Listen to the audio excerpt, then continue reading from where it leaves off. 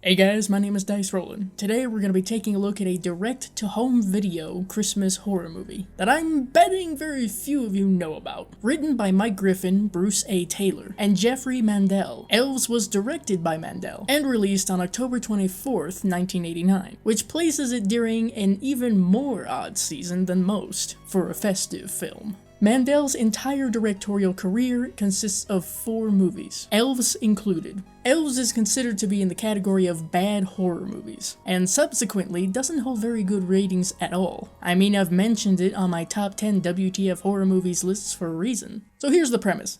Stick with me here. Nazis have performed a sort of master race experiment. The plan is for this experiment to lead to the breeding of the evil elf with a woman. There is a hero of this story, and that happens to be Dan Haggerty dressed in a Santa suit. Have you clicked off yet? So without further ado, this is my review of Elves.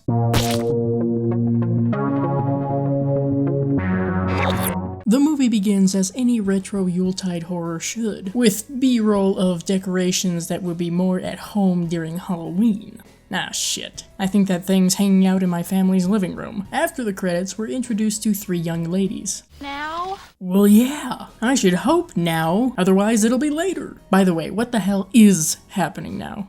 We have to be close to Mother Earth. Then may I suggest going completely nude and literally planting your asses on the frigid dirt. For no other purpose than continuity, of course. This is Kirsten, played by Julie Austin, Amy, played by Stacey Dye, and Brooke, played by Laura Lickstein. Their meeting out in the woods actually does have a purpose, it seems, and that would be to officially form the...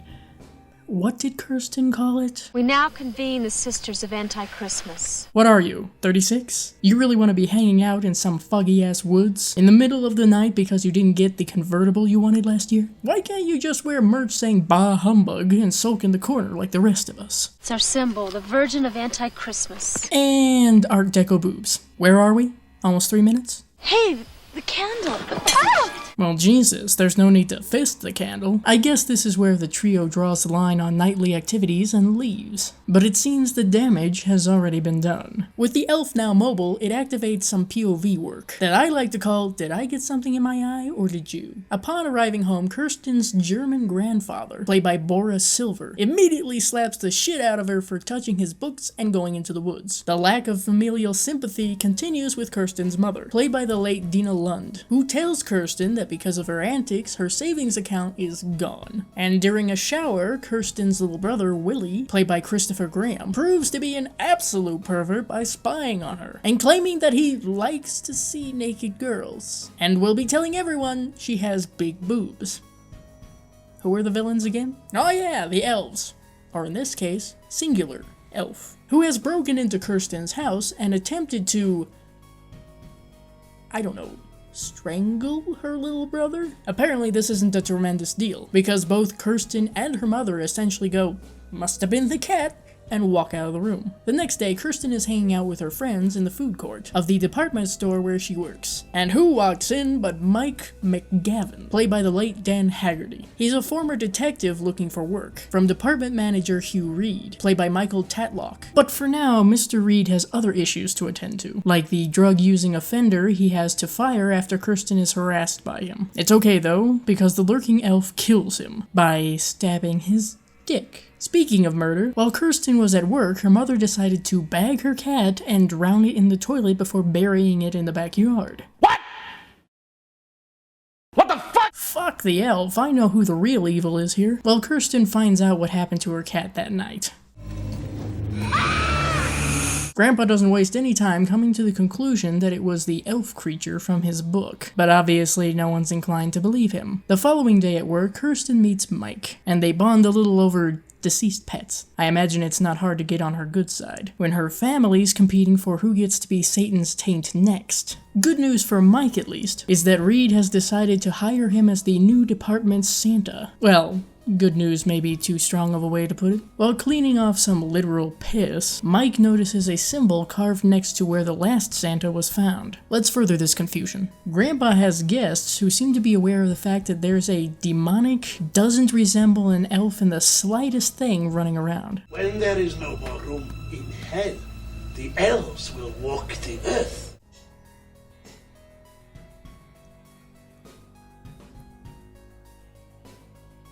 not even halfway through this. After clocking out, Mike heads to the library to do some research on the symbol he found. And just like about everything else in this movie so far, it leads to a dead end. So back to the department store he goes. It just so happens that Kirsten, Amy, and Brooke have snuck in too. And they're expecting more company from some boys. But some Nazis show up instead. Don't you just hate when that happens? Now, due to having split up, Amy gets caught by the Nazis, who shoot her. Mike finds some guns and defends himself and Kirsten from them. I have to tell you, this is one of the most drawn out and useless gunfights I've ever seen. And I watch Star Wars. Cue Star Wars fans getting pissed in the comments. At the same time, the elf, yeah, remember there's a killer elf in this movie, shanks Brooke. The police finally arrive and Mike tells the sergeant, played by Michael Hurst, everything, including the bit about a particularly hairy elf running around somewhere after Kirsten. It goes without saying that he doesn't believe Mike, but he gives him 24 hours to figure this shit out. I think we're gonna need more than that. What's happening? Good goddamn question. Mike takes Kirsten home, even though I think staying in a department store with her two dead friends and a supposed troll would be more pleasant. Then goes to find the author of the book of symbols he was researching. This would be Dr. Fitzgerald, played by Alan Lee, who recognizes the symbol Mike's been finding, as being referenced in the story of Noah and his ark. Apparently, along with all the other animals of the world, Noah saved, well, the little creeping things. So we've got Noah to blame for this shit. I knew it. Naturally, the Nazis not only believed in elves, but wanted to use them for something. So the good doctor refers Mike to a friend who would know more about the subject. Before he leaves, Mike does ask Fitzgerald if he believes in elves. No, I don't. But God did. Jesus fucking Christ. Back at Kirsten's house, things aren't going great. Her grandfather plans to leave with her, so Kirsten packs her bags. However, her mother has a veritable bomb to drop on her. The man in the study is your grandfather. And your father! We're gonna need the combined powers of Maury, Dr. Phil, and Jerry Springer for this one. Mike makes it to Dr. Number 2's house just as he's carving the turkey. Begrudgingly, the doctor tells him that the connection between the Nazis and the elves is that the elves are looked at as the perfect soldier. The idea is that the elf would mate with a virgin on Christmas Eve, to bring about the master race. With this information, Mike leaves, only to be tailed and almost blown up by one of the Nazis, whom he beats to a pulp. Naturally, said Nazi had a cyanide pill at the ready. While Kirsten's mother takes a bubble bath, Kirsten and her father have a little chat. I guess the trip is off. Obviously, the elf is in the house by now, and electrocutes Kirsten's mother. I gotta say, Kirsten and Willie are dumb as shit, cause when Mike arrives and finds her dead as hell in the bathtub, they're both like, "Is she alright though?" Grandpa attempts to tell Kirsten how to kill the elf using the elf stone, which I'm assuming Thanos had no knowledge of. The other two Nazis arrive and Mike fends them off. While her grandmother and Mike get shot, Kirsten and Willie make a run for it. I'm not too terribly concerned about this scuffle, because it really doesn't seem like getting shot means shit in this movie. The remaining Nazi chases after them and is, are you ready for this? Shot by the elf, which proceeds to feel Kirsten up while Willie runs back to the house to retrieve the elf stone from their grandfather's study. Even though Willie takes a bit to get back to Kirsten and even gets lost for a minute, there is, thankfully, not an ounce of tension here. Kirsten raw dogs the situation to defeating the elf and somehow figures out that she has to stab the hole from whence it came with the stone. That wasn't necessary. Then everyone's suddenly tripping balls, and by the time it's over, it's snowing. What the fuck is that? And with that, the credits roll, which is where I found out this was shot in my home state. This is why I had to move. Let's start out with the obvious issue first. This movie should have been called Elf, not Elves. And not just to cause some amusing confusion for people looking for a feel-good Will Ferrell film. I don't like a movie that lies to me right off the bat. Speaking of said elf, he really didn't seem like that much of a threat. In some situations, it looked like he was trying to protect Kirsten, which in a way makes sense, but during the climax, he really didn't look like he was doing that much that was evil. The combined efforts in the acting department are interesting. Strong is not a word I would use to describe any of the performances, and I'm sure there are some well-deserved Razzies to be given out. Aside from Julie Austin, we have Dan Haggerty as the main draw, and the big name here. He was smoking the hell out of those cigarettes throughout the whole movie, and I honestly would have done the same. It wasn't hard to pick up on the fact that he was trying to portray the rugged and weary lawman, who comes in to save the day with some catchy one-liners. All I can say is,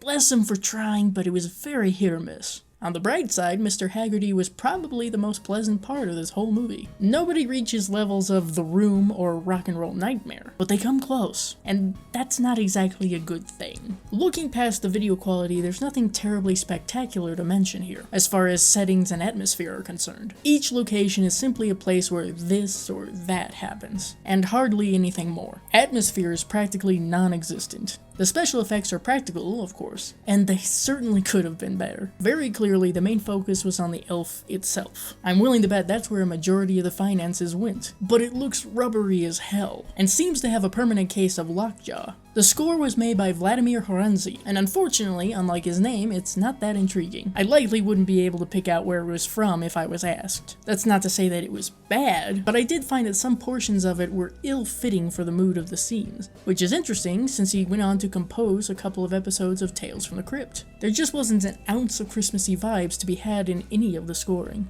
With all that being said, I'm giving Elves 1.5 out of 10 bloody thumbs up. This movie is batshit, and yet manages to subdue or underplay the elements of it that would make it really fun. And unfortunately, while it's bad, it's not so bad that it would be considered truly entertaining. If you've seen this movie and you enjoy it, I'm sincerely glad. I just kept checking the time left and always felt it was too long. I can't pinpoint anything that would redeem this film. When I watched and reviewed Rock and Roll Nightmare for the first time, I was laughing my ass off, and having a great time with how ridiculous it was. And while Elves is also ridiculous, it's not fun. I would recommend Elves to people who would want a Christmas-themed horror movie that they haven't seen, B-level creature feature fans, Grizzly Adams fans, and anyone who is curious to see what happens when you put Christmas, Nazis, Dan Haggerty, and a killer elf in the same sentence. So I hope you enjoyed this video. If you did, give it a like to let me know. Don't forget to leave a comment down below telling me what you think of this movie. And if you're one of the people who genuinely enjoys it, would you mind telling me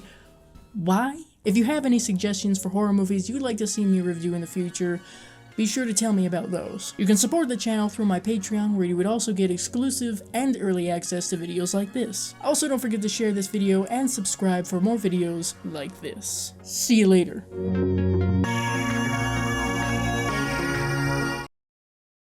I want to know the connection between the elves and the Nazis.